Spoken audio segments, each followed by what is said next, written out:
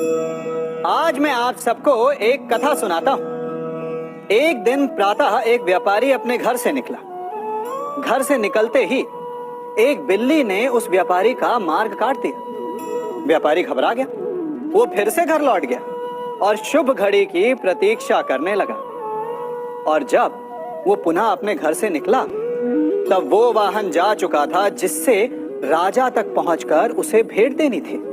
राजा को भेंट नहीं मिली। राजा क्रोधित हो गए। राजा ने उस व्यापारी का व्यापार बंद करवा दिया। इस कारण व्यापारी क्रोधित होकर घर पर अपनी पत्नी से लड़ बैठा। पत्नी अपने बच्चों समेत मैके वापस चली गई और उस व्यापारी के जीवन में यदि कुछ रह गया था तो केवल अंधकार। और इन सब का कारण वो उस बिल्ली को मानता रहा जिसने उसका मार्ग काटा था। ऐसा ही एक दूसरा व्यापारी राजा को भेंट देने निकला और उस व्यापारी का मार्ग भी एक बिल्ली ने काट दिया। वो व्यापारी तनिक घबराया, परंतु उसने आगे बढ़ना अधिक उचित समझा। राजा तक वो समय पर पहुंचा। उसने राजा को भेंट दी। राजा प्रसन्न हुए और राजा ने व्यापारी को अपना व्यापार बढ़ाने की अनुमति दी, स्वर्ण आभूषण दी।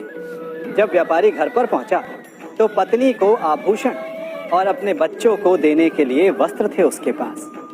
हर ओर प्रसन्नता थी। समझ रहे हैं ना? दोनों के साथ एक ही प्रकार की घटना हुई, परंतु दोनों की प्रतिक्रिया भिन्न थी। ऐसा ही हमारा जीवन भी है।